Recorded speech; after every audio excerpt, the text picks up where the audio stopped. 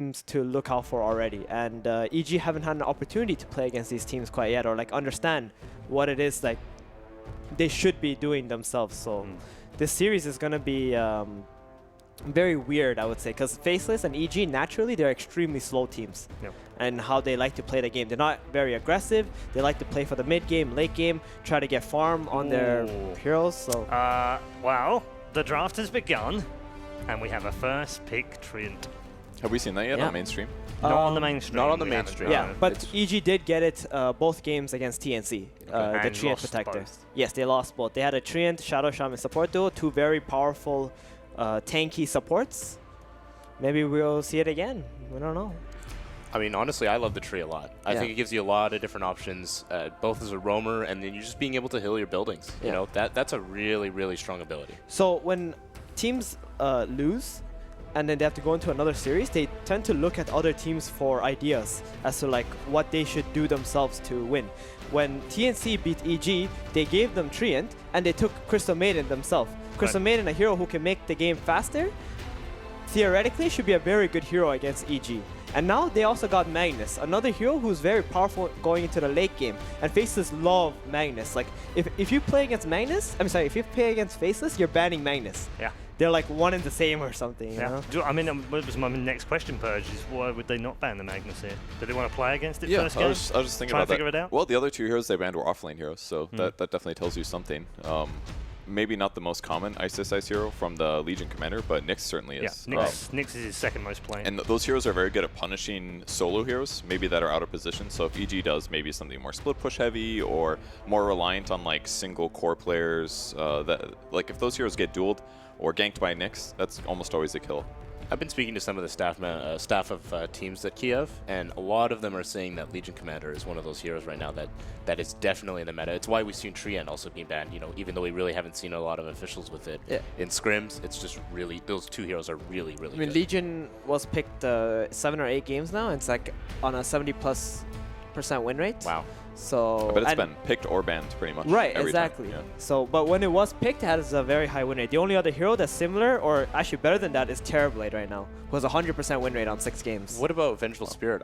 When I looked Venge dropped. It was at like 80% win rate, but now it's down to 66. Wow, yeah, I think it was 95 when I looked at it earlier today. Right. Every game. But after you've seen it, it actually lost every game. Wow. Maybe teams are like, oh yeah, Venge is super high, let's take it. And then you're just like, oh, we don't really have a game plan with it. Well, it definitely allows you that little bit of extra freedom when at the beginning of the draft. You know, you can put it as a support, you can put it as a carry, and you can have it in that first phase, and you get a lot of advantage out of that. So I like all the Prophet picks that are happening now, because I feel like it'll really help them set tempo. Right. Plus, they can probably like cross the river with Sprout now and keep Treant invis if they really need to.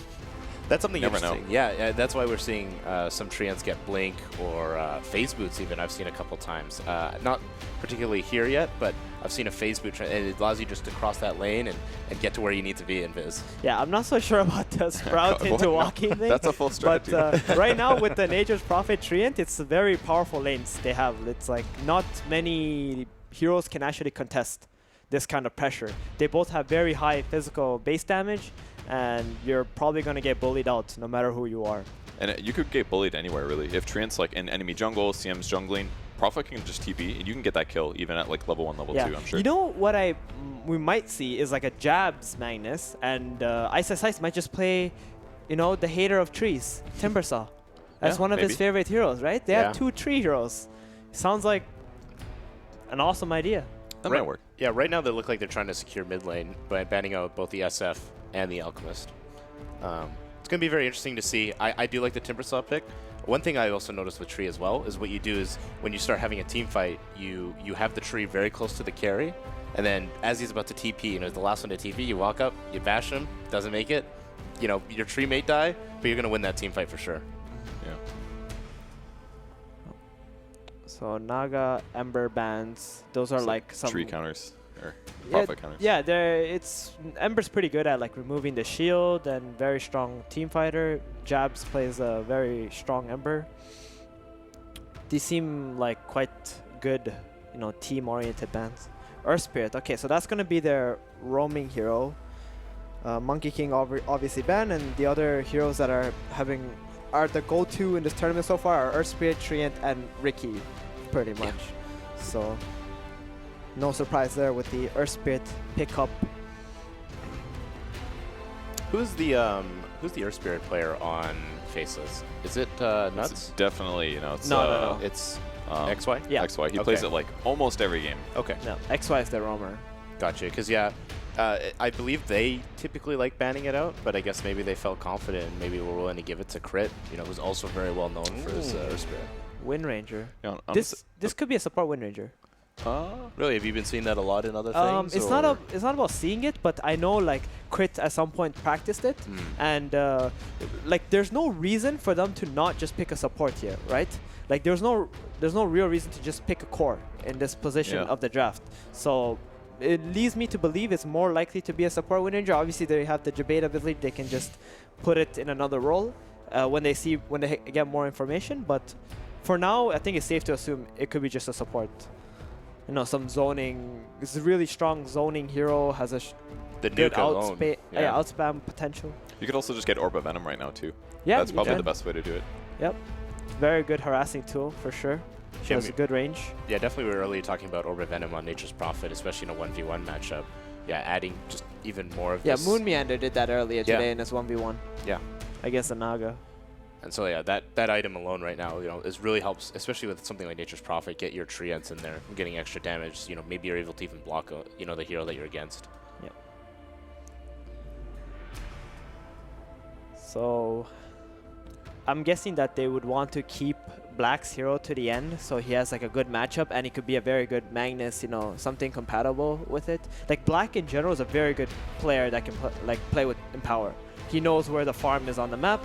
He knows how to carry a game going into the late game. So it's really scary. This is one of the biggest reasons why it's really scary to give Faceless Magnus. I mean, yeah, we just saw in the last game, you know, Burning got out of control with it. And, the score was like 25-5, yeah. and this Magnus Anti-Mage can actually just win the game. Exactly, and the only kind of, you know, synergy that they've banned out has happened to be Ember Spirit. So I don't know if that's Crit maybe not looking for that direction, or maybe that they're willing to take that chance and sort of see how that's going to unfold for them. It just looks to me like EG has a plan with what they're doing here. That seems pretty obvious, especially I feel like they wanted to make sure that Treant Protector's living armor is going to be useful, so they banned all like the tick heroes like Naga Siren Ember, and now they're going somewhere with the Wind Ranger, and who knows, maybe is it Pugna coming? Is that the meme right now? That was the meme on the last panel. Yeah, okay. That's the one that's stuck so far. I mean, the Windrunner, by the way, has only been played in recent times by Sumail for EG. Interesting. I mean, it could be played support, and that was my first thought when she got all those talent tree buffs. But people did play her, I think, the week after, but I haven't really seen her much since then. Yeah, I mean, this is in pro games. Crit may have been playing them to try it out he as played well. a lot of support Wind Yeah. Rangers in his scrims, hubs for sure. Yeah. And that's the biggest thing. We're missing all that scrim knowledge. And Yeah, we play with each other, right? When he comes to this boot camp, Yep. his EG boot camp in NA, so yeah. And they're taking forever. I feel like I can't believe they had this much reserve time. Yeah, they went through I feel those like this first been picks forever. pretty quickly. Yeah, it did. And they utilized the maximum amount of ban time, I believe, as well. Because those bans actually felt Well, it's a well. really important pick here, right? Because Yeah. the Wind Ranger doesn't really mean anything, and this is like the fourth hero that they have to pick with just the information of the Treant and the Prophet. So it's in the position they're in right now. They need to think about like, okay, do we want the carry? You know, they can potentially still counter it, or what kind of mid, or do we want to show? Okay, Troll Warlock. Now this hero could easily be mid lane or safe lane. So I think it was a very powerful pick there for sure. Yeah, and we even recently saw Sumail play it earlier today. Right. So kind of could also, you know, if they think that maybe EG is going to look at picking that, Right. move that out of there. You always want this hero that can go in multiple roles. Yep. Especially when you're coming from second pick and you don't really have the ability to just like constantly hide all your picks, because you need to show something to the Yep. enemy. Yeah, and and the that Troll is No, good sorry, for that. go ahead. Yeah. Yeah, it hasn't really changed since the DAC. We saw Slardar picked, for instance, early because you could play it in different ways, Right. different lanes. Right. Venge was picked early because same kind of theory. It's the same theory, just different heroes, isn't Right. it? And the teams, like, they think about where they can actually pick it, like in what position in the drafts and stuff like that. It's much more complex than just like taking one of those heroes. Does the Invoker reveal something? I think we know Samayo's going to be playing now, don't we? It's a pretty confident pick. Yeah. I've seen Ortiz's Invoker once or twice, so. I think it's a good pick, though. Yeah. They'll probably be looking around for Sprout Sunstrikes or Shackle Sunstrikes or Truant ulti Sunstrikes. So why not all 3? Or all 4? Yeah, just it, throw all the all it all synergizes So together. by picking this troll in this position where it can be, if it can go to 2 different lanes, now they get to get 3 pieces of information from EG. They will get to know if Windranger is support or core. Now they know what the mid hero is, and they're probably gonna know what the carry is as well. Right. So like this one pick literally just gave them everything they possibly need, and now Faceless can pick either a mid or another carry hero if that's what they need for the game. I completely I think agree. they're in a very good position right now, Faceless, that is. Yeah, Nuts and Crit both are really good drafters, and like I really like all the points you just hit is exactly why, I think that's true. Yeah. Like EG were waiting for them to screw up somewhere in this draft, picking something weak and then abusing that 1 point, but Faceless is not really giving them that right now. Yeah, I think they were definitely looking for Black Zero at some point, but by waiting till the end here, now they're going to be able to counter whatever EG picks up for RTZ. Because the Timbersaw is still a very highly potential pick. Yeah. Like Invoker is quite good versus it, but it's still good versus the Prophet and the Treant. And Ice really loves playing that hero, so they would do something like a Troll Warlord aggro tri-lane, perhaps, and put the Timber one-on-one. Then the Prophet, if he ever leaves his lane, he doesn't really feel that good. Okay, there it is. The carry Clinks. Popular on our TZ pick in recent months. Yeah. So the Windranger guarantees support now. Yep. I would imagine that's a crit Windranger. Right. Yeah, Zai's primarily the tree player or Treant player on this team. It's very interesting why they picked the Windranger. Like apart from the debatability. What do you mean about that? What's weird about like, it? The hero is not. Oh, it happened. All right. Ooh. This is the Brood game right here. Okay, there it is. Another hero that's like quite similar to Timber, but even more annoying. Yeah. Let's just put it that way. Annoying. And if there's To one play thing I know, Ice loves to be annoying. Right. Yeah. No, he's going to enjoy this. Okay, interesting draft from both teams. Conrad, prediction time. This one's a tough one. It is. I really like that Broodmother pick, and I'm going to have to go with Faceless on this one. EG did not look strong in that first game. All right. I'm going to have to go with Faceless as well. I mean, I love Faceless lineup. I think it's extremely powerful, and they really cheesed it out with all 5 of their heroes and with the order that they picked it in.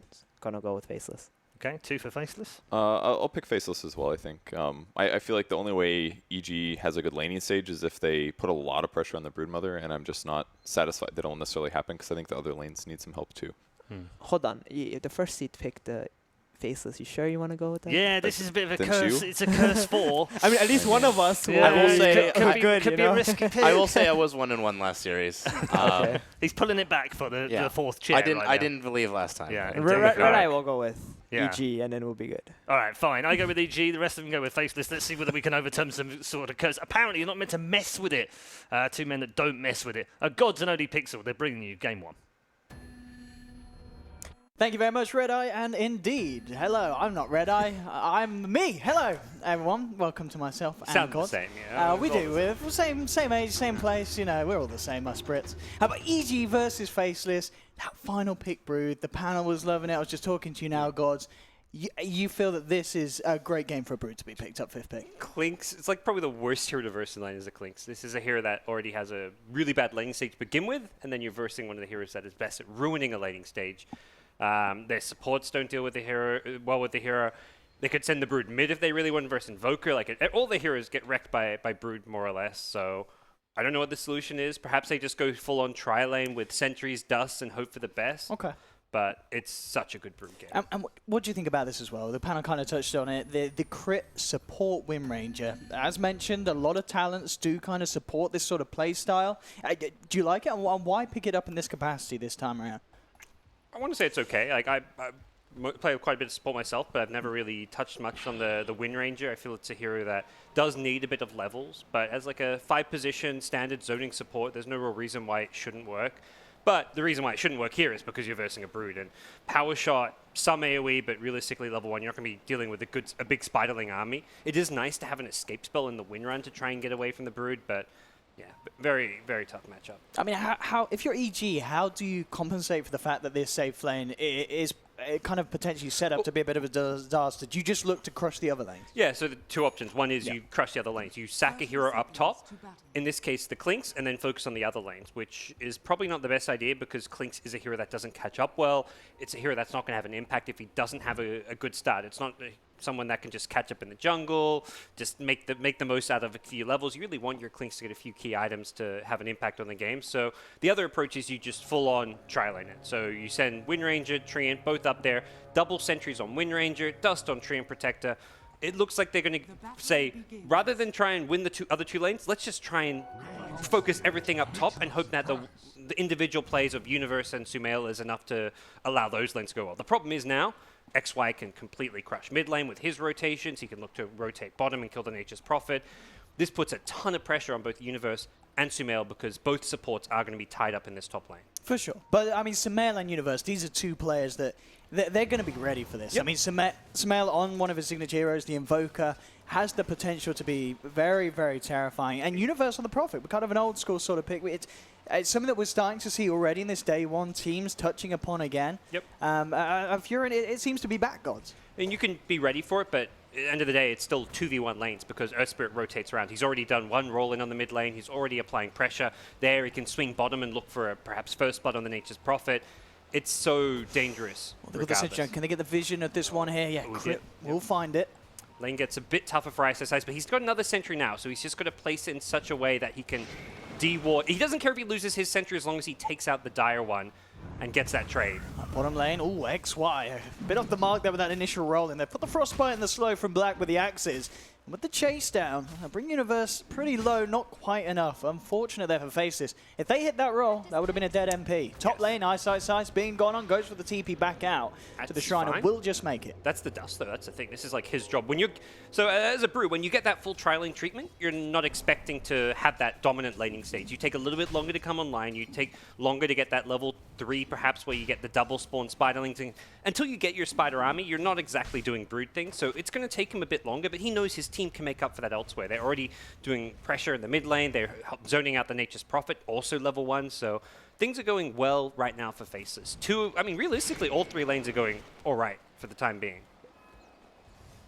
Top lane, though, as you mentioned, I mean, Ice is definitely just going to go for the D-Ward now. This time we'll get it. So there, as you mentioned, securing the sentry coverage for the time being. Crit has got a backup sentry. He's prepared for to D-Ward the D-Ward of the D-Ward. And can he find it? They've got it. Yep. So again, the battle of the sentry wards up on that top lane. Other lanes, mid lane, the matchup at the moment, 11 for 5 on Sumail. 10 for 3, very close between these two. It's still like a question, like, is EG, like, you look at the economic investment right now in this detection, that's 300 golden sentries, another 180 golden dust, have yet to get a kill. At the same time, Faceless, they spent 200 on sentries, but this is still Ice, 1v3, keeping both supports busy. And those supports are not only kept busy, but they're losing gold. They're not how are you getting boots right now? They're not really getting pulls off. Bounty runes is all they're getting, so Crit gets a little bit of extra cash, but soon someone's going to have to upgrade the courier. You're going to have to buy more wards. You're going to have to buy more sentries. It's going to be a constant uphill battle to finish any kind of items for the EG supports. At the least, this decision from the supports, it is making sure the space is there for Arteezy. So you talked about how this Clinks could potentially have a tough time. So at the use of these resources, they are securing the farm for Artur. So both cores at the moment, himself and Sumail, are on par with that. That Faceless are bringing to the game so far in this first 3 minutes. Yeah, I think this is still the best way to play against the Brood. So as much as I'm talking about the downsides of what's going on right now for EG, I don't think there was a better alternative. The alternative is you roam your support, you leave Arteezy solo, and Brood just carries the game. The other thing is you have to note, this is Ice. He's the key player for Faceless. When he has a good game, things go well. Deep play on the bottom lane. Faceless hunting for Universe. TP reaction will be coming through from Zai. Faceless very deep here on this bottom lane between the tier 1 and the tier 2. And yeah, XY, he's going to be taken down here. Zai will help the turnaround. Universe getting first blood on this bottom lane. Absolutely perfect here for this Furion. Bit of a overextension there and very well played. Universe has been just such a solid rock in this bottom lane for EG. in the offlane. He's always so consistent. He's one of the probably lowest death offlaners in the game right now. And he's just so good at reacting to any pressure coming his way. So the perfect player to have on your team when you're giving him a 1v3 lane. Mid lane, XY tries for the roll in. Won't get the connection onto Sumail though. And we'll have to just back away. Not too much else he can offer to this mid lane. We'll leave jabs to it, but Sumail with the alacrity, maintaining good control of this lane. And I mean, as you mentioned earlier on, you know, one of the weaknesses could be potential ganks coming in and being successful. But if XY is not hitting the initial roll, it's very hard to catch Sumail between himself and the Magnus before 6. And in fact, jabs, he's going to be getting gone on himself as Zai comes in with the rotation. And then the Sunstrike and Cold Snap, beautifully done there by Sumail. Absolutely perfectly executed. Yep. I think jabs just needs to skewer away there. He held on to it. I mean, in hindsight, obviously he should have skewered away. He would have lived, but he held on to it, really tried to just not use up that cooldown and just think he could survive his way through it. But EG managed to outplay him. It's a nice kill, but he did have a way out of it. Bottom lane, Faceless will get the dive successfully this time around onto Universe. Nuts and Black chase him down past the tower. And will get themselves Faceless's first kill on the board. Still top lane, Arteezy up at the top of the net worth. We're seeing Ice being able to pick up a few CS as well now. But Zai back up there along with Crit to look to again maintain control of the safe lane and try and keep Ice out of it. This lane will quickly get difficult for EG. They do have the sentries, and the nice thing about the Trine against Bruce, you just stay invis. Mid lane again, wow, XY with these failed rotations, trying to come in onto Sumail, but Universe was there with the TP in. Top lane, meanwhile, Ice is dusted and brought down. Arteezy. He's close to getting a return kill. Arteezy actually, will go down there, so. Okay. So, I mean, there's a Spider doing Spider things, but of course Arteezy getting the kill beforehand is nice enough. They'll clear up a couple of the Spiders. But this mid lane's got to be the issue, because you are giving Sumail a lot. He was already doing fine in the CS. Now you've given him 2 kills in this mid lane, 6 minutes in. Yeah, Jab's giving up the initial kill, the really harmful one, but the Earth Spirit like a cherry on top. And they are going to rotate 3 heroes in. Hasted Crystal Maiden there. Nuts with the eyes onto Sumail. Doesn't look like he wants to fully commit to this one just yet. Needs to be wary that haste does not last all too long. And I do like what Black's doing. He's constantly pressuring this tier 1 tower, knowing that the rotations are constantly coming in mid. His team's like collapsing on mid, which means that EG themselves have to protect mid. So this bottom lane is being kind of constantly left alone. So Black is doing his best to try and take this early tier 1. Problem is, Trine's going to continuously heal this up. So if he wants to take this tower, he needs to try and do so before that living armor becomes like level 3, level 4. And perhaps we'll even see Faceless commit more heroes just to prevent this tower getting healed up. And top lane, Faceless coming in with a rotation that we yet to see. XY and Nuts moving up and looking for Arteezy on EG safe lane. We'll see if they get the successful roll in. XY's been off a couple of times mid and bottom. This time, again, able to close the gap. Arteezy already into the tree line. They'll pop down 1 sentry, but Arteezy's well out of the range. And it's another failed gank attempt from Faceless. These Earth Spirit rotations not working out as well as they would have hoped in these early stages. And at the same time, bottom lane, Black will be forced back. They haven't got the actual catch, so he will survive. But they really need to make things happen with this Earth Spirit, because EG, they're excelling off these failed ganks. Yep. I think there was a lot of confidence in Faceless's draft, but the way it comes down to execution. So far, we've seen a couple mishaps with XY's movement. Ganking a Clinks without dust. I mean, having a sentry is fine and all, but like it's unreliable. If your CM doesn't get close enough for that frostbite, you just skeleton walk outside of the sentry range. You don't get that slow onto the skeleton walk. So just some, I think, poor decisions from Faceless with just how some of the rotations have gone down, but Dust now bought by the CM, Earth Spirit also. Both supports just suddenly buy Dust after that failed gank. And it's one of those things where it's like, great, they reacted, they're buying Dust now, but it's pretty costly when you 2-man smoke top and you don't get that Clinks kill. That should be a freebie. Zai actually going to get a vision of Jabs here from the high ground. Sumail in the neighborhood as well. Shrine still on cooldown. Jabs will get the skewer back onto Zai. Sumail continuing to move over. And Nuts is there. Will hold back the duo, make sure that they don't get away with anything as they were looking to dive potentially quite deep. At bottom lane, of course, one of the great things here with Zai, this pressure that you talked about, Black applying, it's being recovered over time. Yep, that tower was down to like 400 HP and now almost fully healed up, so definitely one of the upsides of picking this Stream Protector and why it will probably be one of the top picks here. Bottom lane, again, the roll will miss, but they do connect the Boulder Smash. This time, they may be successful with the Frostbite, bringing Zai down low. Try and come in with the Shockwave, and they do get the kill. Jabs just managing to get himself in position at the last moment. Sunstrike in return, though. Sumail My goodness. Blindly going for that one as well. But there was no dire vision on that high ground. What a madman. Sumail picking up with the 3rd kill. He's hitting 5k net worth. He is having a scarily good opening on this Invoker. Very, very impressive stuff, and it's great. The one hero that's probably best suited at dealing with the Brood, at least in the mid game, is having a good game. So they can perhaps use some of that Invoker's AoE potential to deal with the Brood, the split push, pushing out this top lane. For now, it looks like they will give the Wind Ranger some levels, try and get that level 4 power shot up in the top lane, but as it stands, yeah, Sumail is definitely the player to look to on EG's side as far as having a good start and helping give them a strong force in this mid game to fight into Faceless with. Interesting as well from Arteezy. As soon as he hits 6 with the Soul Ring and Aquila, already moving across aggressively into Faceless' jungle, he's going to be able to swallow this Centaur here with a quick gulp. His hero doesn't. This is not a hero you want to sit in the lane farming with. And He wants to fight. You're sitting in a lane farming against a Brood. It's an impossible ask. So he needs to be in mid lane and bottom lane in the enemy jungle. He'll grab a bounty rune, so XY knows he's here, or at least somewhere nearby, because that bounty rune just disappears. So there's somebody in Viz in the neighborhood.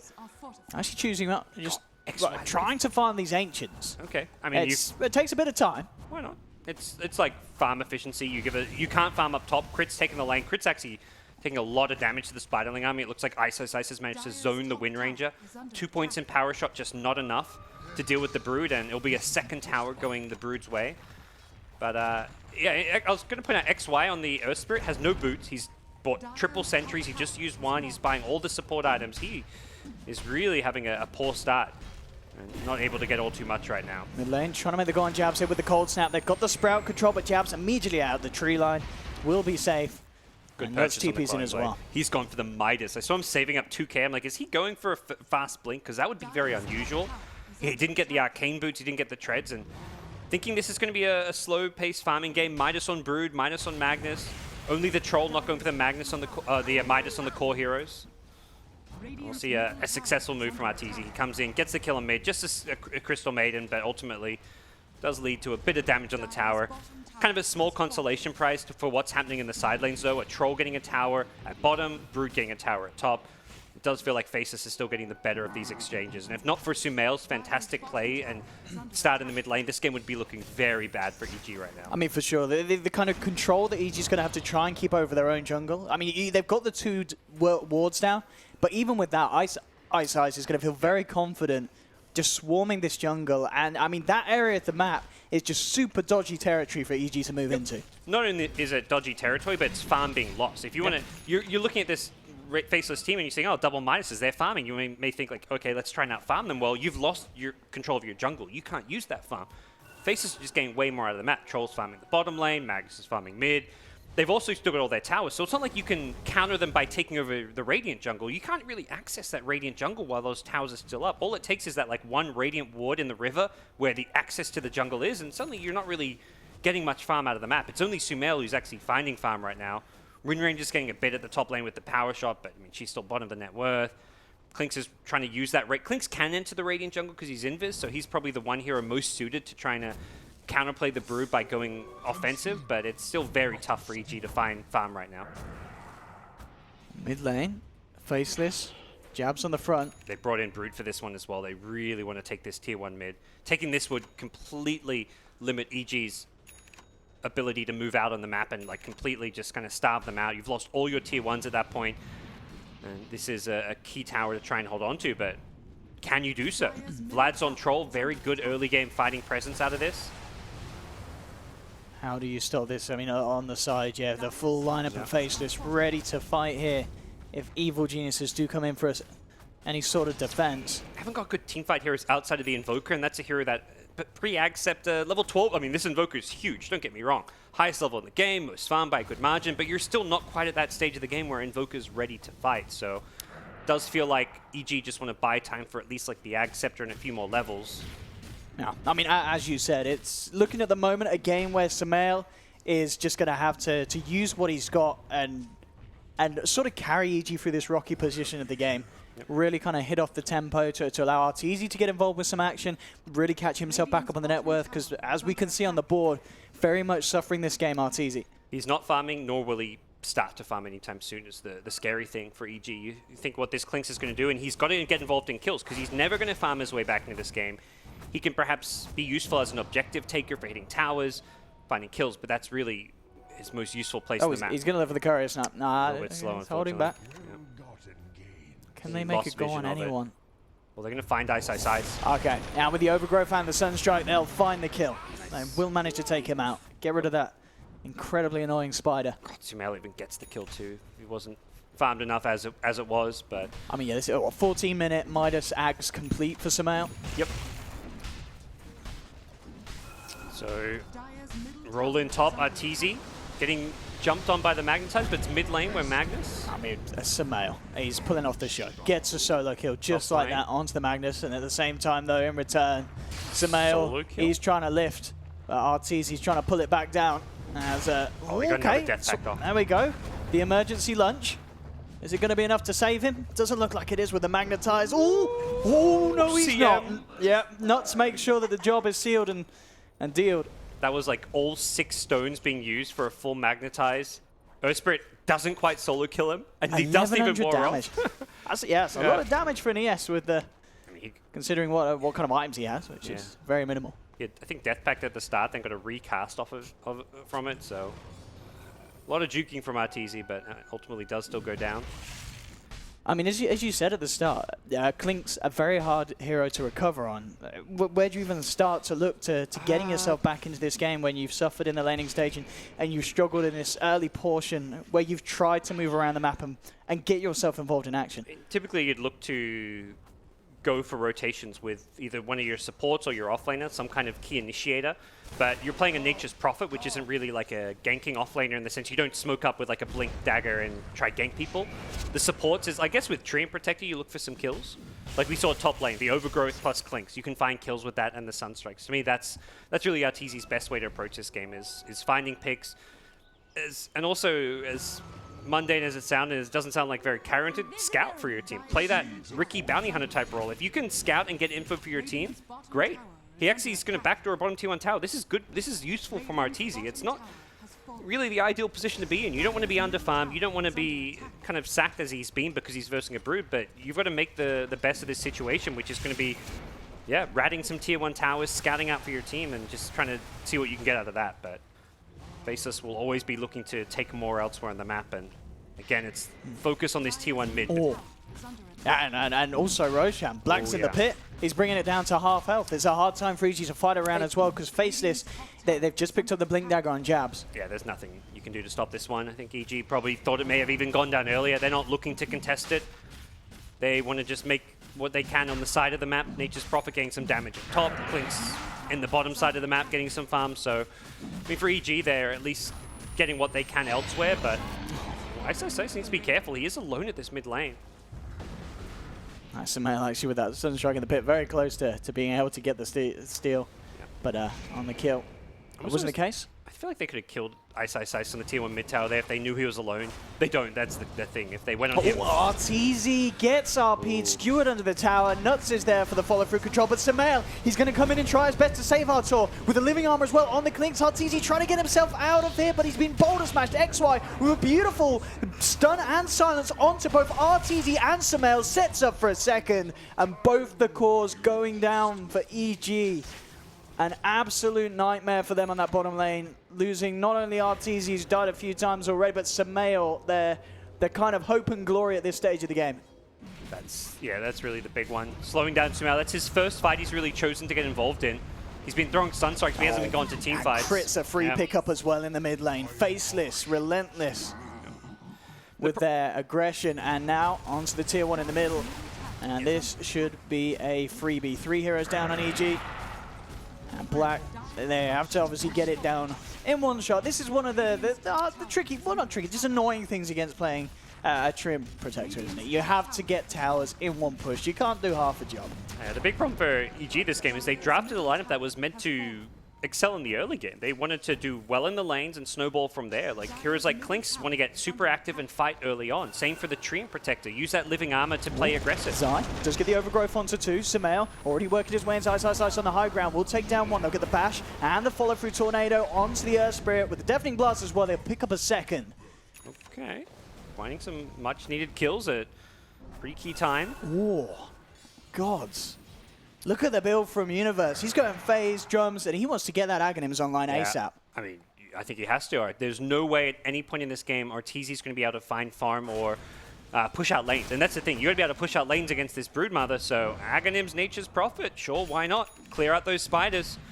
Do some good damage. Let's go back. Ag's Octarine. Don't know what year it is, but we're going to see some split push Rat Dota coming out from Universe. Invoker also pretty good in that area with the Blink, the Ags, high levels. He can split push fairly effectively. It's going to be up to the Magnus, the Earth Spirit, to find and catch these heroes. This is the kind of game where you want to go into like a Shadow Blade type build for jabs on Magnus eventually, so you can find those pickoffs a little bit easier. Really needs to be able to catch and punish heroes like Nature's Prophet and Invoker wherever possible. Bottom lane, Universe pushing in 3 members of Faceless in the neighborhood. Looks like they won't be able to catch him quite in time as Universe plays it safe, backs off, TPs away. Black, of course, going for a very defensive build, the Manta style, then into the BKB. Yes, going for Manta over the SMY, which is perhaps more standard because of the tree and overgrowth, giving him a way to get out of the lockdown, get out of some like the Invoker annoying spells like the Cold Snap. So a bit more, like you say, defensive compared to the SMY and just reactionary to what is on the EG side of things.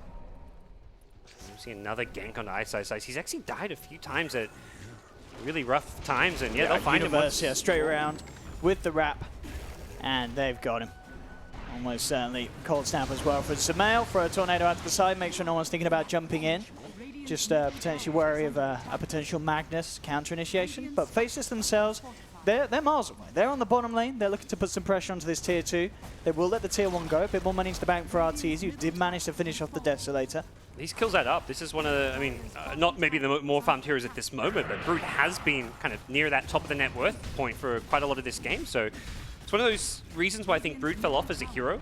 If you go back to when this hero was quite popular, is that you'd win your lane, you get the Midas, you get really high level, high net worth, but then when you die, you give that much more to the other team. The way the comeback gold works is such that being behind and killing a Brood can be really fruitful as far as heroes like Clinks who don't have that much farm. So 3 kind of kills in a row on Ice's Brood has found him not as farmed as he'd like to be, and also EG a lot more farmed than they once were. Is it going to be a 4th in a row? Arteezy's got his eyes on him. Doesn't look like they've... I don't think they can do it with the Nature's Prophet alone. They're going to try. They're going to try yeah, straight in actually. with the Sprout with and the Deso. That's going to be a freebie. Okay. Universe is already on his way out. Arteezy heads straight up to the north. And Nice. that's your Aghanim's complete. So 21 minutes in, it's a respectable Ags timing from Universe. I'm asking what the comeback for Arteezy's Clinks is. It's going to be the hero that shut him down. It's the Brood. He is the comeback money. Just Feed keep off on the killing spider, him. yeah. Again and again. And Ice is quickly turning into a liability for his team. They had such a good, strong start, but he's just getting caught out, ganked time and time again. And I think EG have recognized that he's the easiest hero to kill. He's one of the best targets to kill because he's typically alone. Faceless have this 4-1 split, and I think they need to perhaps look to group up, bait the Broodmother, have the Broodmother join up with the rest of the team. They were showing signs of doing that around the mid-tier 1, but once they took the mid-tier 1, they've since split up. They grabbed an Aegis, but while Black used the Aegis to push some towers, take the tier 2 at bottom, Ice wasn't with the team, and he just became cannon fodder for EG. He keeps getting picked off, and this game is a lot more even due to some really good decision-making from EG, catching him out, finding him numerous times.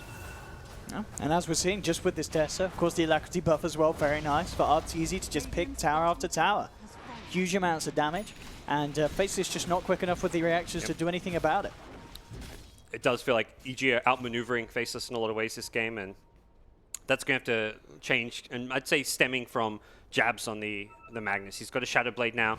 He can look for those pickoffs. He can start trying to find and punish some of these split pushes. I almost feel like they want to get a gem soon. Oh, Zai. He's going to TP out while dusted. They didn't see him there due to the fog of war. But yeah, Jabs needs to start getting involved. He's not being totally quiet, but I just don't feel like he's set up enough kills. He just needs to start throwing RPs, getting solo kills on cores. You don't have to look for team fights. You just have to kill a core hero. And similarly, I think Ice, the other player who needs to kind of step it up. He's just been caught out a few too many times. For Faceless to turn this one around, he needs to play more around his team or have his team play more around him.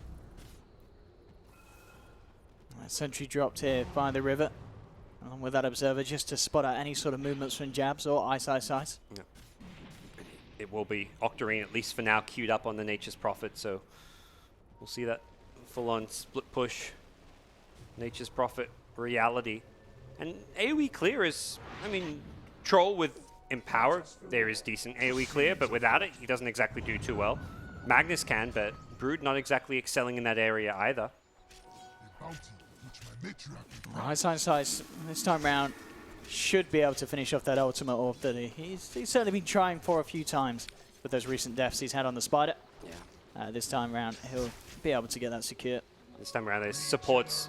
It seems like up until now, the support's been sitting behind the Troll mostly, but they're changing their tune, and it's let's sit behind iSize, let's protect him a bit more. Let's play around this Brood Mother, who's gone for the, I mean, look, interesting talents. Cooldown reduction over the 350 health. Something that maybe could have saved his life at various points. Manta into Radiance, it seems. He wants to go late game, right-click damage. You get plus 70 attack speed at level 20, and you get plus 8 max webs, giving you a lot of mobility as a right-click carry in the late game, assuming he goes for that. The Spider health also kind of nice, but given the build we're seeing from him, I'd expect him to go for the extra webs. XY tried to come across for a bit of a warding mission, but ended up walking into the clutches of EG as Arteezy picks up another kill and is slowly starting to climb his way back up. Still very much at the bottom in terms of core farm. If he continues to get kills like this, he will certainly get himself back up there. BKB nearly complete.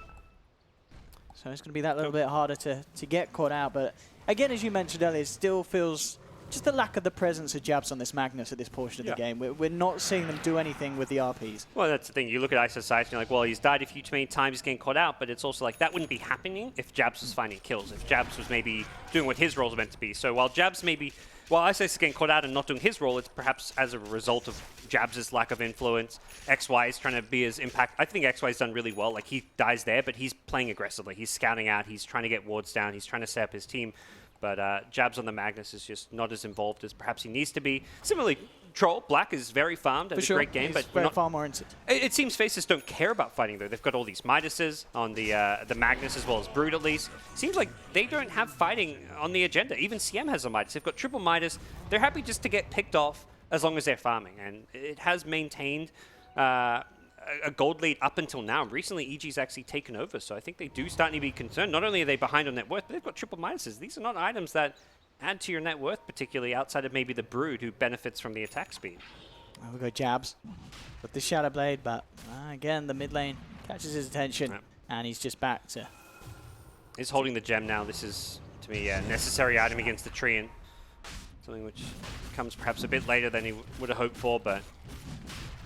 Should be another Roche here for Faceless. Evil Genius is already splitting up across the map, in no position at all to contest. So you can see on the minimap the little yellow dots scouting around. This is iSize, Spiderlings, trying to see what's going on. He's very good with heroes like Brood, Nature's Prophet at just splitting up those units, getting all the scouting information for his team, and seems like the intel is there, knowing that Roche is a safe freebie for the time being.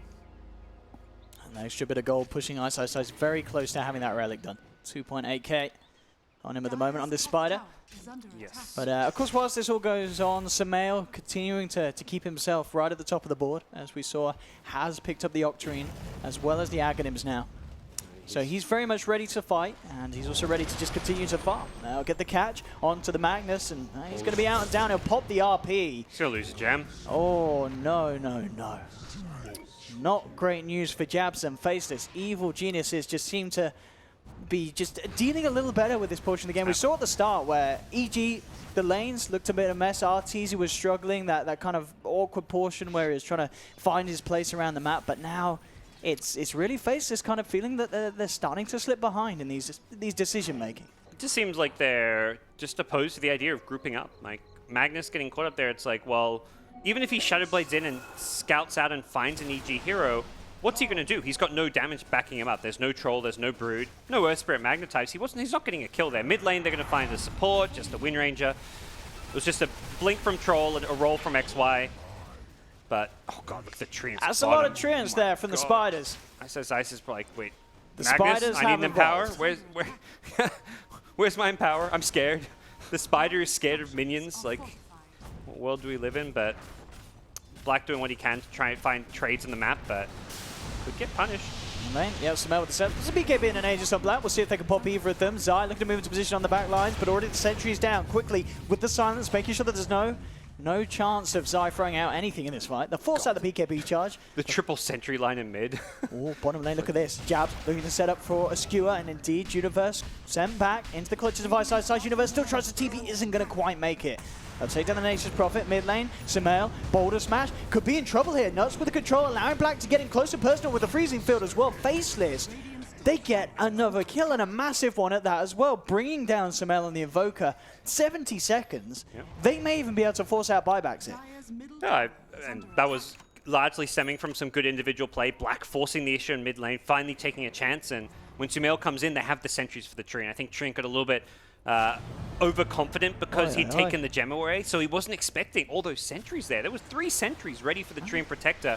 So while there was no gem, they still had good detection set up. And that play, you know, forcing Sumail to use the buyback. In return, they'll pop Black Sages very quickly. They do have that RP though. We'll see if they can get in a position to fight. Black has to get out. There's the jump through. Get the 2-man RP. If they could kill that Invoker a second time, they'll be in a fantastic position. Overgrowth trying to hold them back. Sumail, he's got to keep himself alive here. Will just get himself out in time, but Zai pays with his life. But they had to keep, if they lost Sumail there, EG treading on very thin ice. Look at the shackle onto Black. Black being brought down low by the power shot. Good Boulder Smash though. Holds Arteezy and Sumail back for the time being. Black goes down though still. The physical damage from Arteezy too much. Buyback from Zai. Sunstrike is going to connect onto XY. That's the Earth Spirit down as well. EG hitting back very hard. Jabs. They have vision for him. Now skewer down to the low ground. Has got the blink, so will escape. But this game, I mean, as you know, saying Faceless making some mistakes. EG, it's a little bit scrappy between these two sides. Yeah, Jabs hits a really good RP there, but unfortunately for him, Windranger hit a sick shackle shot at the same time on Troll. If Troll could attack during that RP, it was all over for EG. Sumail was going to die back there. It was going to be a complete disaster of fight for them, but that shackle really salvaged things there because they didn't have damage output onto that. They had the Brood doing some good damage, but without the Troll, they didn't have the real right clicker adding his Empower damage into the RP, so slight turnaround as EG managed to bounce back. Does cost them the Invoker buyback, so they are going to be in this kind of volatile state where if they lose Invoker, they could quickly see this game swing back Faceless' way. I mean, just look at this pressure that they can put on though with the Treants. And they know there's no RP, so they're not afraid of the Magnus quite as much. They do still have to respect the Blink Skewer though. And looks like EG will play it safe. They, as you said, they're playing around this portion of the game without that Invoker buyback. It's very risky. Ice is cosplaying as Naga Siren. Manta, Radiance, Boots of Travel, Octarine Core lined up. So why not? Says, my team's not going to pick me Naga, I'll just pretend I'm Naga. Oh, it's going to be scary as it goes on. Wow, talking about Ice, they were straight into a shackle shot. He's down for 80. No buyback available. That's, yeah, Sentry Wards lined up. This has been such a big vision battle between the two teams, and Ice has died numerous times because EG's supports have been so good about always having detection laid down and having Observer Wards paired up with it. Similarly, we've seen Faceless, when they win that mid-fight, it's largely because of the detection advantage, so vision for these Invis heroes has been absolutely crucial throughout this game. Every coin helps. And the build for Arteezy as well, full in on this building push. You know, the Desolator into a queued up Assault Cuirass. Wants to be able to survive himself and try and help his team survive against the right-click. I mean, it's all right-click damage from Brood and Troll at this point due to the nature of the build. I mean, Radiance, he has some AoE damage, but it's much more going to be about the Brood right-clicking through with the Insatiable Hunger and all that. Universe, Octarine complete. So the pressure, the kind of the D-pressure that EG are able to exert against what Faceless have been trying to do on these side lanes is going to be beautiful. The Treants will be everywhere. It's going to be pretty frustrating for Faceless, and that makes it a lot harder for Magnus to move out, find those RPs. You can Shadowblade through waves and try and get to the backlines, but that's where what happened to Ice is going to happen to him. If you try and Shadowblade through waves to find pickoffs, you may be walking into a Sentry Ward and feeding away kills. So it seems like the plan is just to use Ice to push out lanes. This Manta Radiance is very good at split pushing, and also allows Ice to push out lanes without risking his own hero. And even if he risks his own hero, it's better him dying than a Magnus or a Troll. So he's kind of playing that sacrificial lamb for his team in some ways. And talking about the Troll, how close are we to having that Skadi on Black? Well, Very close to having the money, but we'll see if he does save for buyback as well. Going to rent Arteezy, but there's no detection on the front liners. Smoke will be dispelled. CM has one. Oh, Jabs with the beautiful RP there, jumping what I believe to be blindly onto the high ground. And he gets the clinks. That was a fantastic heads-up play from the Magnus, who has been struggling in early situations. But that RP, there was no holding back from Jabs. Yeah, really, really nicely done. Got Brood on lane defense against the Nature's Prophet. And the Radiance definitely helps a ton against this Treant army push. And this is probably one of the big reasons he goes this build. The other option is Mjolnir, but the nice thing about the Manta Radiance is you don't have to leave your hero there. You can push out a lane with illusions. So Mjolnir, you have to be there right-clicking, zapping down lanes yourself a bit. And with this build, he can just send Manta illusions, push out a lane without risking his life. And that's been the problem. He's tried to push out lanes, and then he gets TP'd on by Nature's Prophet, sprouted, Clinks kills him. With this Manta Radiance, he doesn't have to risk his life to push out lanes. Skadi is indeed now complete for Black. We'll go full in on the purchase, so no buyback for the Troll for this portion of the game. Shiva's Guard, complete for Sumail. I wonder if Troll's going to worry at all about the Sprout and get any items to help him against. He's got the Blink for now, but obviously if you're in the Sprout getting attacked, you're unable to blink out. He's got the Manta. I guess that you can roll the dice and hope that you Manta out of the Sprout. Does that break the tree? Breaks the trees with the Sprout, I guess? Oh, sorry, the Sprout. Sorry, I've got trees on the mind. I thought you were talking about Overgrowth. Oh, God, no. I'm thinking There's too many trees. Nature's Prophet. No, yeah, you can't Manta out the Sprout. No, so of course. He's thinking, I don't know if he's worried about that, is my thing. He can go range form and just try and right-click whoever's nearby. Ooh, nuts. Ouch. Oh, yeah, no, I guess it's down to his team really to force him out. Oh, he's got the big Treant to go with the real Treant. Oh, has he? Did he get the big Treant? Yeah. Oh, Treant's look at got a that little beauty. buddy. Good old Trevor. Trevor the Treant trying to man up against this brute. He's losing a fight here to this Manta illusion. Oh. Poor old Trev. Rest in peace, son. You'll never be forgotten. It'll be a piece of paper in a couple of days. 19 to 13. It's a bit of a strange game really between these two sides. I mean, yeah, it's been EG who've done a really good job of taking matters into their own hands to find kills, and that's kind of slowed down Faceless a lot. It seems like we've kind of seen stability from both Sumail and Black. They're kind of the two forces, as we can see at the top of the network. But I mean, the XP is just all over the place, but it's very close between these two sides. And the builds as well, of course, Universe bringing in again this kind of that period where we saw Ags Octarine being the optimal build.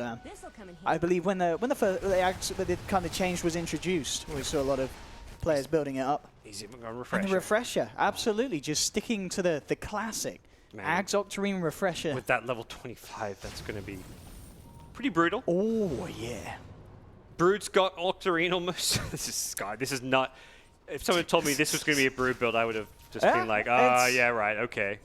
You also just don't expect it, because like with a Magnus, you're thinking, oh, you go right-click Brood. Like, you have Empower, you have Battle Trance. Like, you have two teammates who really beef up your right-click capabilities, but no, he wants illusions. You've got to push out these lanes. It is an illusion patch in a lot of ways. Looking for RTZ. They will manage to get the dust, but the boulder smash off point. RTZ continues to run all jabs. He cancelled the RP. Okay.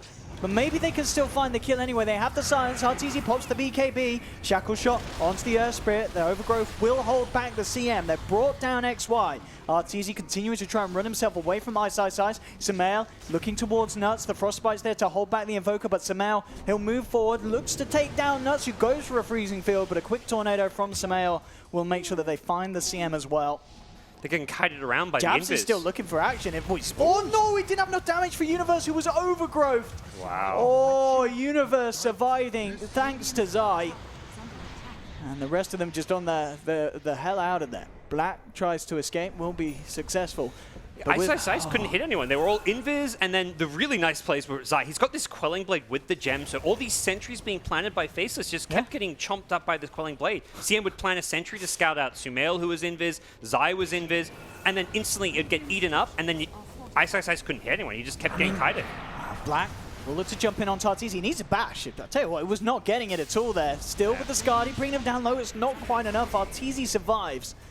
They really will manage to slow down the push. That a gem, and the problem is you really want the gem on a frontliner like the Magnus.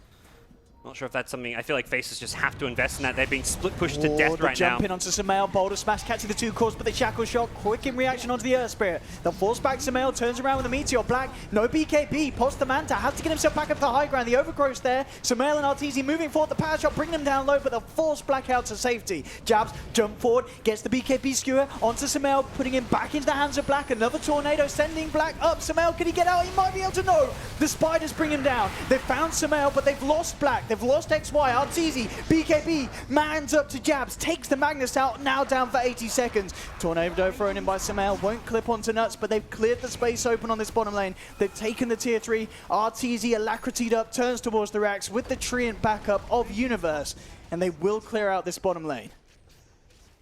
Just can't engage, and there's too many lanes that need to be defended. Top lane, they lost the tier 3 and almost the range racks as well. It's this Treant global pressure.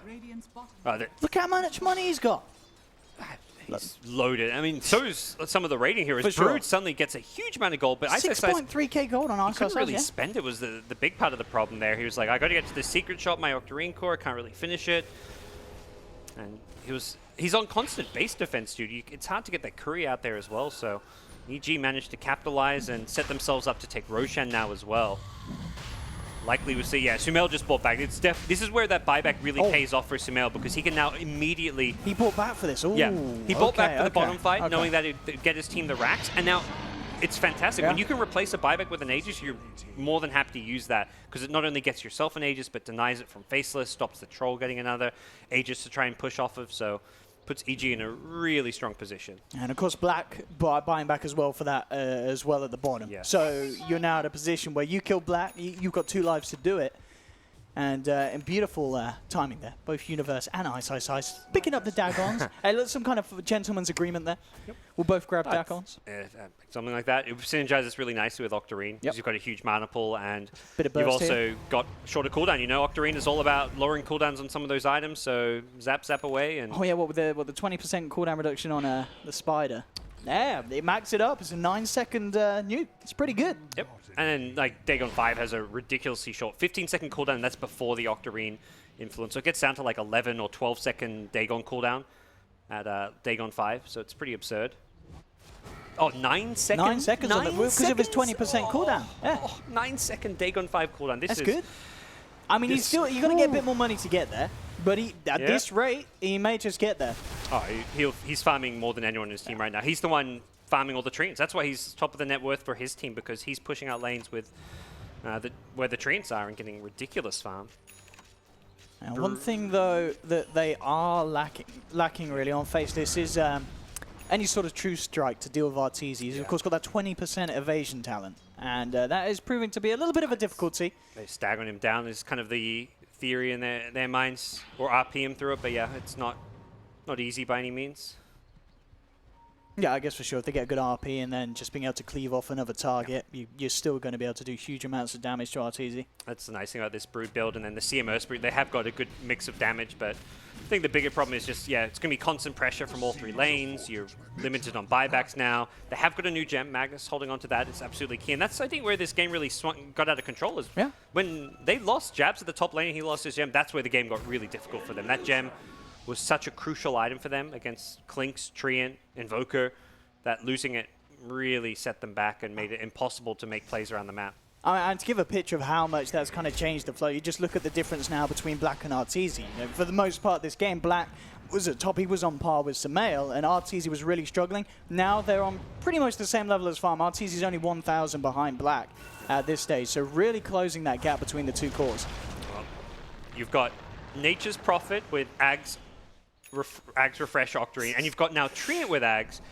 Faceless are not ending this, so this game is either going to be won by EG soon, or it's going to. Faceless win this game, it's going to take like 90 minutes. To win now, you know? it's absolutely. They need a perfect RP situation, which is just becoming increasingly hard to find. You can't push out lanes, and if you ever do, Treant will just ulti, clear out your entire creep wave. Like, he's got full map app going. Like, there is no pushing right now for Faceless. They are trapped in their base, X-Hero Siege mode. They are going to be defending for a very, very long time right now. They've got the right heroes to do so with the way Brood's built and itemized. Like, it's, I mean, there's the Dagon 5. He's already finished it. You know, a couple minutes after we asked, will he finish it? He has. And going for the Eagle song. Yeah. Of how course, this into goes. the E-Blade. Troll Next. did go back for an item to deal with the Sprout. He got the 4 Okay. staff, so he's going into that That's certainly an late answer. game Hurricane Pike, and I think it's necessary. You're just going to get kited too badly. But does mean he's playing with no boots or whatever, or has to put the Blink Dagger away, so we'll see how he deals with that. But I guess he's just like, oh, I'm stuck on the high ground, don't need movement speed if I'm not leaving my base. And, I mean, that really is this is kind of, I mean, from Faceless' perspective, like, there's no easy plays to make. They can try have Magnus make some aggressive moves to try and catch heroes outside the base, but end of the day, he might just be walking to a gem and feed away his life. He doesn't want to leave the base without backup, but if you leave the base as 5, whichever lanes you're not pushing out are being pushed in, and that's where you're just going to lose racks. So for Faceless to leave their bases 4 or 5 is very difficult. And they're also going to be immediately scouted out. Like, they push, right now they've got 4 or 5 heroes outside in mid lane. Well, there's Tree and Eyes on them. Although it looks like they are using this time to try and clear some of those eyes out, knowing that they are up. Now, this game getting increasingly harder and harder for Faceless to pull through in with the way that EG's played over kind of the last half of this match so far. EG getting himself into a very, very good position. Universe, I mean, how's he doing on the Dagon progress? He's now maxed his out. There we go. Now has the Dagon 5 as well. More a question of where can you go from here? Perhaps you pull a Moon Shard. Yeah, you pull the Moon Shards, I think. I was kind of surprised that we've not seen that already from either side. I mean, even getting one given over to Black if you're Ice. But I guess the E-Blade is something that you want to have. He's actually still got room. He's not quite 6-slotted, hasn't sold his Midas yet, so we'll see. It looks like a Shiver's queued up. A lot of good armor from that. More synergy with the Octarine core, so. Still hasn't hit level 25. I mean, it's definitely massive and really nice. Ooh, smoke mid. Faceless trying to get a catch. Oh, this could be a smart wraparound as well. EG, they are down here, but There's the Zai, gem. if they can catch Arteezy, that will be the massive one. Zai, oh, he gets the blink out. They will still find him, though. They'll wrap back around. They will get Zai. That's a kill at the least, and that is the gem being dropped. It's an okay kill. They really would have liked to get the cores at this stage. Taking the gem away is decent, but immediate rebuy. I was about to say, like, there is no way that EG are not going to play with the gem. Sumail buys it because he's 6-slotted, doesn't need the money, and will drop it for his team. The big thing is if you kill him again. If you take away both gem, like the rebuy of the gem, then it gets difficult to play for EG. Having a gem in these games is just a necessity, so making sure you hold on to them is always going to be a key point. Sumail being eyed up out top. Jabs does have blink RP. And looks like they aren't gonna look for him. They want to sweep round into EG's jungle. Maybe find Arteezy, but Arteezy at the moment up on the top lane, pushed very far in, and keeping himself hidden in the tree line. So Faceless unlikely to find anyone here with a sweep of the dire jungle. No one back there at the moment for EG. Just thinking like a backdoor on the range racks, because I know that taking that range racks makes a huge difference or anything, but if he scouts a hero by himself, he could set up a kill with a Nature's Prophet TP in. There's the treants everywhere being summoned, so Faceless going to have to defend soon. Probably. It's great that the Brute has got these items, this Naga Siren-S build, because it means she can solo defend, while the rest of the team... I mean, you've got 4 heroes on the other side of the map playing aggressive, solely because of Brute's build. If Brute didn't have this Manta, Radiance, Octarine, you couldn't push lanes out. But because of this build, the rest of Faceless can actually look to play aggressive and find pickoffs. Interesting as well that ISO decides to upgrade the bots a second time before getting an E-Blade or such into his inventory, rather than the Midas. I mean, this gives him the ability for when his team is playing on the other side of the map, For sure. he can just TP in. I guess there's no easy summons to TP on. I mean, his own Spider Links, but that would require pushing them across the map, so... Yeah, just give him that bit of global presence. But I think that realistically, he's not he's hardly even using the Dagon right now, so he probably just sees his ability to join a fight as more important than having a bit of extra single target damage. And I guess at this pace as well, he just says, well, I'm probably going to get both items anyway. Yep. EG aren't forcing the issue. Faceless are kind of given time to maintain the state of their base, get the lanes pushed back out. And at the end of the day, they are just that one set of racks down on the bottom. So it isn't the end of the world for Faceless. It's just it's going to be very hard for them to be able to take a racks from EG. May even be considering other items, like items to boost up his illusion. Start thinking about some actual right click so that he can be a bit more of a force onto the BKBs. He has Battle Trance and Power, so perhaps why not get like a DPS item as well as your final item. You can have a DPS item with the Dagon 5 You got Manta Radiance. Well, bottom lane, the Shackle here onto Black, and Black's out. Just like that, down for 2 minutes. Faceless, they do have buyback on the Troll. We'll see if EG are able to force it out. Top lane, the pressure coming in from this army of Treants will finish off the range racks. Jabs with the Empower will do his best to farm them up. It's a lot of gold. He's feeding a lot of gold, but at this point, these heroes are more or less 6-slotted, so he doesn't really damn care one bit at all. I mean, can they hold off without needing Black to buy back? It seems like it's a hard proposition. EG can... They certainly have the power to push it and force out that buyback.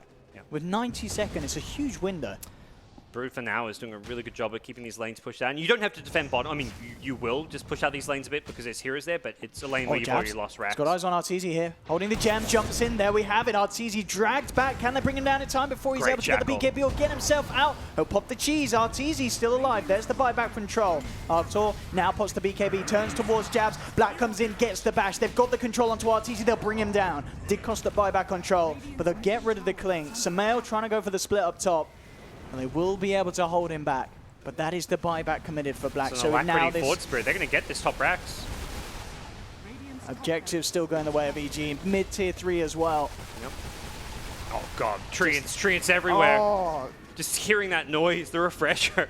It's going to be giving Faceless nightmares right now. She's going to look to try and catch Samael, but Samael quick with the BKB. And will manage to get himself back to safety, but indeed, look at this melee racks in the middle lane. The Treants, they may even just get it here as they come in and focus it, and they will. That will be the melee racks going down almost certainly, surely. Oh my goodness, okay. Okay, they will just keep it alive. But this game, 50 minutes in. Oh, Treant's got Ags now. Game gets even more fun. Octarine. Octarine, yeah, sorry, that's what I mean. Just picks I was going to say, Ags at 50 minutes. Oh, that's a bit slow. With the cooldown Ags reduction, Octarine, you know, yeah. these cooldown reductions plus Octarines give you some pretty damn low cooldowns. Treant's Overgrowth has received some nerfs to the cooldown, I believe, but still finds himself at 44.6 seconds on the ultimate. Yeah, 625. Look at that. Three-digit decimals. Hurricane Pike done. But this game, I mean, if Faceless can pull this back, it's... I mean, EG's going to be on tilt watch for the rest of the series. Because EG should be able to close this game out. Absolutely. And it's going to be... The win requirement for Faceless is very much defending your base and killing EG when they don't have buybacks. Or killing them all and then pushing, and then they buy back and you kill them again. Why is this Spider not buying people moonshots? He's got 9k in the back. Come on, Ice. He's got room to grow, you know? Yeah, but he's... I mean, I guess Abyssal Blade's what he's looking at. And, I mean, he's got the money for that and buyback, surely, with 9k? He's very, like, he has no idea what item is going to fix this game, or he would have bought something. This is definitely a sign that he's like, man, what do I buy? He's really kind of stringing it over, like, we're down all these racks. There's no item that solves the split push problem or helps you push out lanes. The solution is killing heroes, and that's where the Abyssal Blade is probably on his mind. He's like, all right, the only way we do this is to kill heroes. Poor old nuts. Say a prayer for the CM. Oh, he's, no go Scepter. Yeah, he's gone. Yep. Surprise. I've lost the curry as well here. Didn't have anything on though, Faceless. One of those games where, like, if the supports have managed to get a bit more farm for Faceless, like you have Ghost Scepter there on a CM, if you had an Ags on Earth Spirit, we could have seen perhaps the Earth Spirit save, like with the Troll when he gets ganked bottom, if Earth Spirit's there, you Ags, you stone him, you pull him to safety, you can save his life, but the support farm differentiation between the two teams is massive right now. Spend your money, Spider. I mean, everything counts for these last few defenses. Was the courier trying to get to the secret shop, I probably? mean, maybe he's just got to get there himself, as likely. Refresher has been picked up by Jabs. That's must buy. If he can get big double RPs. He's really not really found himself in the Magnus. Not a hero I've seen him play that much. Typically it's ice, but he's not found many RPs when it's been needed for Faceless. Now, interesting for Black as well, opting to 6-slot and no boots at the moment. Yep. Doesn't want to get sprouted up. You've got to be aware of Samael's plays. He's got a refresher in his back, and ready to go. He's using the overgrowth here. I mean, with the cooldown as low as it is, there's no reason not to. Faceless trying their best, but EG are certainly in the position to take this game. What can they do to stop it? Jabs eyeing up potential RPs. Again, looking towards them. Oh, that's a good RP. That's a very good RP. Catches two. Pops the refresher. Oh, he's not got mana for the second RP. He refreshes and walks home. They will pop the He's got it Aegis. soon. He's almost got mana for it. Okay. Can he get it off? There's the second BKB charge. Arteezy looking to focus for the Megas. Will get it. Nice skewer back. Where's the RP? There it is. Will catch Artur, but not Sumail. They have the freezing field. The bashes as well. Arteezy's down. Sumail, cross the refresher. The second BKB charge, but the bash is coming through from Black. He'll get the disarm off. Sumail trying to walk himself away. EMP is going to bring them down with the tornado combo as well. Faces have got to be careful. Sumail trying his best to do it, but the Dagon 5 comes in and hits hard and will bring down Invoker. Still but they Megas. have been megged. They have been megged. Buybacks are there for EG. They'll just come out straight away from Sumail. Surprised to see Sumail. I guess he expects to have to use to defend, but I don't know. You've He's got done. Megas. He wants to get out of this game. Yeah, it's surprising. Like, you've got Megas. You may not have to use that buyback even with a long respawn. And the other thing you've got is Treant. How do you push without a creep wave? And guess you can clear a creep wave instantly on all 3 lanes. Treant Protector. So I don't think he needs a buyback, but ultimately EG's still in a very dominant position. But if you're Faceless, you know, you can't get split pushed if you have no racks to defend. That is the position they find themselves in. But, you know, all you got to defend is your tier 4s and then your throw now. This is where they want to be, Owen. Maybe EG will throw. That's what Faceless are holding out for here. I mean, Mega defeats have happened before, you know. We've seen teams come back from it, and this is definitely a game where EG have found themselves in this position through a lot of split push, through pickoffs, and you're going to have to find a way to kill the throne, not just racks. His money. He spent his money. And he brought a BKB as well as an Abyssal. Why not buy it all? So Ice can have it all. May play with, what, like no boots now? Sell your Midas. Definitely time to sell the Midas. Yeah. Who's still got their Midas at 55 minutes in? Come on. CM does. CM can. But okay, CM, that's allowed. Magnus, Crit as well. He's not quite 25. We'll let him off. Magnus doesn't need his. He has sold his. I mean, he kind of does because he's not 6-slotted, but I think he sold it to get his refresher. Problem is he's also not level 25. Probably like that minus respawn time, but... Zai being the sneaky treat. He's hanging down bottom. Any big 25s coming up? Doesn't... Oh! How do we miss that, Gods? There's a rapier on Black. Yep. He got it. Did he just got that after that fight, or...? Not sure. He must. He's only on 800 gold. Yeah. Looks like he just purchased that one, and... Doesn't buyback, but it doesn't really matter. You got a rapier. You lose that, you lose the game, and... Again, you still can't push out. You're versing Treant. Like, this is where... You have no creeps. I've been in these games. When you're against a Treant with Ags, Octarine, you don't push out lanes. And the other big problem is he's got Nature's Guy's Blink Dagger, so if you ever go in a fight, he blinks, he bashes you. Another 2 seconds later, he bashes you again. Like, it's constant bashes coming out from Treant Protector onto a carry like Troll with a Rapier. You have to kill that Treant very quickly in a team fight. They're going to try to defend with Brood while the rest of the team push out. Looks like they've found Treant. They want to get Zai. Oh, he blinks though. Zai, he's out. Oh my gosh, he's fast on that one. Goodbye. Puts a tree down, so if they chase any further, he's going to overgrowth everyone. Some deep wards from Nuts. Did you see that as well? Nuts is... he's got a Maelstrom. That's Get the creeps out. an odd one, but sure, why not? Dude, 60 Plus damage. 60 damage. Absolutely, He's a carry. he's a right clicker. Maelstrom CM. GPM talent, you know, he's gonna again. You got to play differently. You're against Megas. You do. This is a situation that we're not. It's not the most common. You don't play Dota like you're playing Dota anymore. It's a very different game for Faceless. For EG, it's changes a bit now. Once you've taken all the racks, it's kind of frustrating because you're like, oh, we've got Megas, right? We've won. And it's like, actually, wait a second. We've got to win a fight first. And winning a fight where Faces can hug their tier 4s or they're going to be jumping on you is not the easiest thing in the world. So they really want to try and play around these tree and eyes as much as possible. XY in potential trouble. Shackle into the Sunstrike, bringing him down low. But yeah, I mean, for EG, you're really looking for that pickoff. Wait till you can, like, they found the troll at bottom lane. Pickoffs like that is what's going to secure them the win in this game. So they're just going to, for EG, it's play patient. Wait your time. Know that you've got supports who are transitioning into the late game. All 5 of their heroes almost hitting the 20k net worth mark. Just the Wind Ranger a little bit away.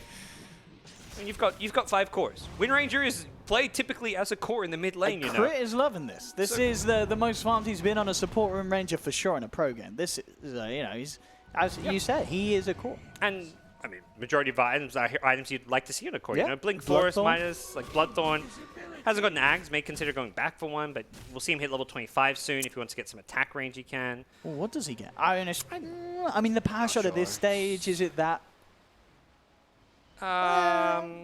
with like I've seen like some, I think it was an Abed clip where he had like Octarine with it and like had some like constant power shot spam. It was pretty clowny. I don't think you want to spam power shots because you kill the trees, you know. You don't want to kill your trees.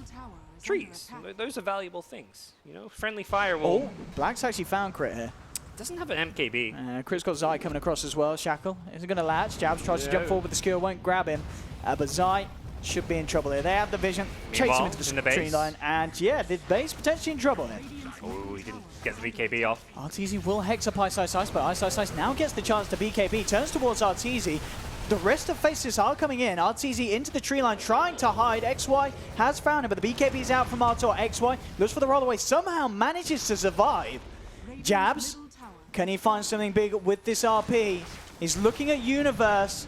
And will be able to skewer him back. They need the damage to come from someone. Ice will surround him. Dagon onto XY, blows him up. There's your RP. It's only going to catch Universe. The second one, though, will get Arteezy, the bigger target. Arteezy falling low, but Samael's there to cover his back. Comes in with the 3-man tornado. Buyback from Black. They're looking towards the Ancient. The Fortify's already been used. EG, finally, just before the 60-minute mark, are able to close off the game. As that was one of the longest holds we've seen in a while with Mega Creatures. Faceless tried their best, but Evil Geniuses just seeming to be the side with the more experience of games at this state. Yeah, they played really well around the Nature's Prophet, able to pressure the lanes, and I think the most impressive part about how EG played this was just how they allowed Arteezy to recover. The constant pickoffs on Ice's Brood was very impressive. Came at a key time where it felt like things were very close to falling apart. If Faceless managed to steamroll through a few towers, they had an Aegis and everything. They had no way of stopping the push. So instead of stopping the push, they just went out, ganked the Brood a few times, caught up with the Clinks. Clinks then backdoored a few tier 1 towers. Suddenly Arteezy's not really as poor as he once was, and things were looking a whole lot better for EG. And once they kind of got split pushing with the Nature's Prophet late game Ags, Octarine, the Treant got his Ags, the Midases. I mean, both teams had Midases, but at the end of the day, the team who's pushing out the lanes with their Midases is going to have the advantage there come late game. And a very kind of interesting game to look at in terms of item builds, where we have these games, as you mentioned, as it goes late. Ags Octarine's coming out from multiple heroes. You know, Ice on the Spider and Universe on the Nature's Prophet. And of course, always worth mentioning as well, Samael just having the solid game that EG needed. It was a rocky start, but Samael, he was up there at the top, and he was able to make these kind of team fight plays that in a lot of situations saved his teammates from dying too many times. I think if he lost his lane, which was a legit possibility, not because of any bad play, but because he's 1v1 with Earth Spirit rotating around, that was a lane he could have gotten killed a few times. And if that had happened, I think EG may have just gotten completely destroyed because they would have lost 3 lanes and lost the game. It really felt like the lanes were stepping away where Faceless could have and maybe should have won all 3 lanes and snowballed out of control. But some great play from Sumail, a really nice TP bottom. Play. They got the first blood on Universe, and yeah, EG just played better. Absolutely. Well, we'll head back to the panel to hear what Red and the boys have to say about that pretty crazy game and some pretty crazy item builds. Don't disagree with either of those statements. Also, just by the way, easiest prediction of my life. Welcome back to the experts panel where all 3 experts went for the wrong team. Well, we were expecting small creatures to overrun one team, but we picked the wrong team. Right. I wasn't expecting the Brood player to be on EG. Yeah, game. Quite. Yeah. Steven, you are not happy with this at all. Explain why. Well, it was really complicated. Like, watching the game, I thought Faceless had a really decent start. They took Brood's tower together as a team, and everything was going well. They started snowballing, and all of a sudden, you know, the Brood Mother decided that he wanted to play his own kind of game. Like, if I'm Faceless, right, all I need to understand is that this Troll Warlord is going to carry me. We have Troll Magnus. The only counter EG have is pretty much a Overgrowth. As long as my Troll builds Manta and BKB, I'm going to be fine. Broodmother, very similar hero. He builds Manta, then he builds a BKB. There's no way that EG can stop him. But instead, he goes for this Radiance build. He goes Octarine, Dagon, some really memey stuff. As entertaining as it was to watch it be played, it wasn't how you play as a team. It wasn't what would help your team end this game. And then all of a sudden, you just completely miss your timing. We saw like how many times he got picked off, but most of those times, it probably wouldn't die if you had a BKB as well. And also, Faceless would feel more inclined to go together as 5, go high ground, try to take the Aegis and do whatever they possibly can. But instead, they were waiting for this Dagon. They're waiting for this Octarine. They're waiting for whatever meme build that he was really going for. But not to take anything away from EG, though. Like, Sumail's Invoker was, my god. He had, like, a 13-minute Ags and Midas in this kind of game with 5 kills. Like, I don't think I've seen a faster Midas Ags than that at all in this tournament or even at DAC. That's the high ground push they needed to get. They should have won that fight. They got really close, but right when they were about to get the kill on the 2 heroes, the Overgrowth came out, and there's no BKB for the Brood. And the Radiance was really good at killing like Treants that were split pushing and stuff, but even something like Mjolnir could have been better. I mean, they don't need anything. They just have Empower. Yeah. That's all they actually need. And if you buy a BKB, then the Invoker, who gets this Tornado cooldown reduction that will remove your Empower, won't be as effective. You're going to BKB, you're going to still have Empower, you're going to be able to kill. Invoker spells cannot do anything to you. Yeah, it's definitely the best counter against that. Conrad, what did you make of it? I mean, I thought they were going to go with a very different direction with this. I thought they were going to take over the Dire jungle during that time. And I guess they had a game plan and they tried to execute it, but it effectively didn't work out. Do you think it was game plan, or do you think this changed somewhere during the game? You know, Ice is definitely known as kind of a clowny, trolly kind of guy a little bit, but he is a serious player in the end as well. Yeah. And at the same time, like I said, I think he came in with a game plan, and he thought, you know, that Radiance was going to be good, taking out these Treants, and in the end, it just ended up being ineffective. Right, there's a lot of scenarios where a team would like practice a hero in their scrims, and then this is the kind of build that you would go in that scrim and you won with that, and you'll be like, yeah, you know, this worked before, let's do it again. But sometimes, you know, in a game-to-game situation, you need to adapt, right? And that's what makes a normal good team into like a championship team, or even like a good player into that completely next level guy that you're gonna call the MVP, pretty much. And you're talking about his items. I mean, he definitely doubled down on the magic. You know, getting that Octarine, getting that Dagon, and by the time I think he figured out that BKB was really the play, it was already too late at that point. Yeah. You had the wrong items at that point. I mean, technically, you've got what, Troll ulti, and you have Empower. It kind of seems obvious to us, but at the same time, he also had some other issues. Like EG was gonna split push a lot, and the rest of his team wasn't necessarily the best at dealing with that, unless they. Like, you don't necessarily want Troll there. What if Troll's going to hit a building? You need him to hit the building. He can't go deal with the split push. So, like, there's maybe some good things in it. And Brood also has a cooldown perk. It's like 20%. It's really high. So there's a lot of value in getting things like Manta and Dagon. But, yeah, he definitely made a bit of a mistake there. Yeah, you got that 60-second Midas cooldown at least, right? That's that true. 220 GPM. Yeah. Okay, let's take a look at the match scoreboard right now. It does tell a very sorry state of affairs as far as the Faceless players are concerned. Is this a concern overall, Conrad? Because we saw some of this at DAC as well. And in the qualifiers, they have this penchant to kind of go off on a little bit of a journey that you kind of go, where are they going with this? And sometimes it looks genius. You go, oh, okay, that makes much more sense now. That was brilliant. That was amazing. Other times like this, you got to go, oh, that was bad, like really bad. Like, how do they come back from that? I mean, something that we discussed on the panel earlier was, you know, maybe they're trying out some stuff. You know, I thought the Broodmother pick there felt really good and really effective, but maybe the item build that he thought, you know, like you said, maybe tried something different in a scrim, and that worked, but it didn't work in this case. Yeah. Okay. MVP? Who do you pick out? It has to be Sumail's Invoker, doesn't it? Really? I mean, I think a lot of EG players played really well in very different points, but I think Sumail's Invoker was actually what kept them in the game. He made a lot of plays by himself as well, got some really key solo kills, and yeah. Perfectly average stats right in the middle. Give him the MVP. Come on. And to be honest, his Sunstrikes were on point, you know, and that really, like you said, helped him really get effectively ahead there in that game. I'd probably give MVP to Sumail, but I think the other person I was thinking about was definitely Universe. I think the fact that he went for that item build that game. I mean, I've seen Ag's refresher before. A lot of times it doesn't work very well, and it ends up just giving more gold. Like, he went that against a Magnus. That seems like the dumbest thing that on paper. That why would you ever do that? You're just giving them free gold. Right. But it worked out so well this game because it just allowed them to push all the lanes. It gave them space for Arteezy to get farm, for them to find picks on heroes like Brood. Whereas if all the lanes are constantly pushed in, none of them can even get farm. So I think Universe definitely got the number 2 for me in that game. For sure. I think he didn't even die. He died like once during that entire game or something. That was really good by him. He set up a lot of tempo kills in the mid game on the Brood as well. He was there for all of us. So like one of the issues with going this build where you go Manta into Radiance is like your timing is much slower, and you give the enemy an opportunity to catch up in the game, get experience, get gold, get whatever you need to be able to push these lanes up. If we saw the early game, EG was literally stuck in front of their base. They couldn't do anything. Sumail was only farming the 3 camps, the Ancients and the 2 camps. That's all he could possibly farm. And Klinks had to like wind walk into the enemy jungle, try to get what they can. But because he was going for this build, they couldn't really like continue on with the pressure. And that gave them enough time to like get back in the game. And this is how the Furion or Prophet completed his Aghanims, his Octarine, whatever. And like you said, they want to get these lanes out.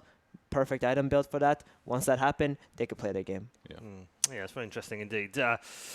We're looking forward to our second draft, of course, very shortly. It's coming up in the next few minutes. Before that, let's check in with our social media questions. Again, you've been very kind and posted lots of questions in the Reddit thread. Do keep them coming as well. We will try and get through as many as we can today. And, of course, tomorrow during the group stage as well. The next one is, how does someone become a good drafter? Sometimes you wake up and you're just ready. That's how it works. That's what's going to happen to No me. practice involved. I'm just going to wake up. Yeah, I get this game now. I totally understand it now. Yeah, I'm a good drafter.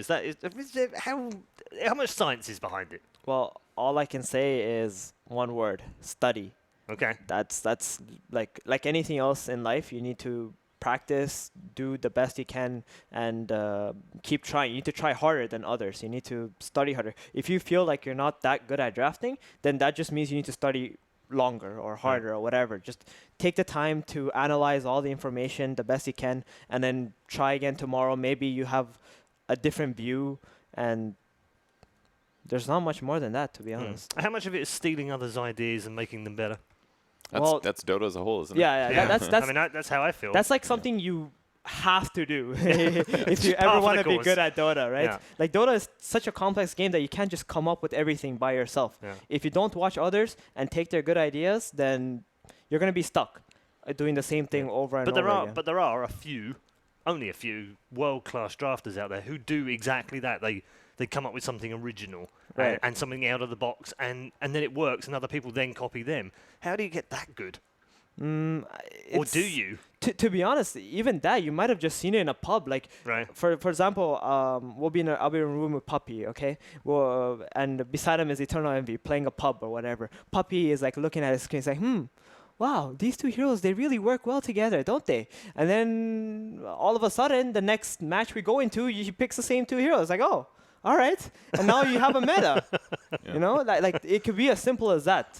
You just need somebody with how good you at try drafting, something. and you get this little poke, and then you think about it a little bit, and then it develops into Right. something. That's where those strats You come need from, an I guess. inquisitive brain, I guess, though, Conrad. I mean, I think one of the big things in Dota is that you're able to watch player perspective, and just being able to study that specifically on whichever player happens to be playing that game, whether it's a pub, a professional game, or a scrim, it just allows you to see every aspect on how that player plays those heroes Yeah.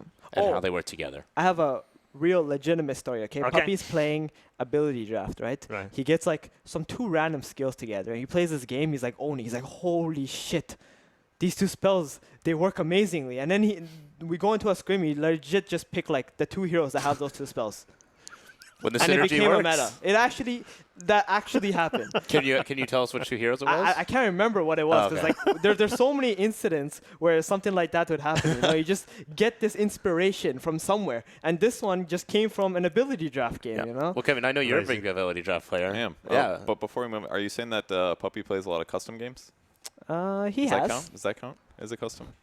I do play ability draft a lot, though. I like it. You definitely get those games sometimes where you put 2 abilities together, and it feels like the dumbest thing ever. Like I basically played Axe. I had Call, and I had Spin. And then I got Centaur Return.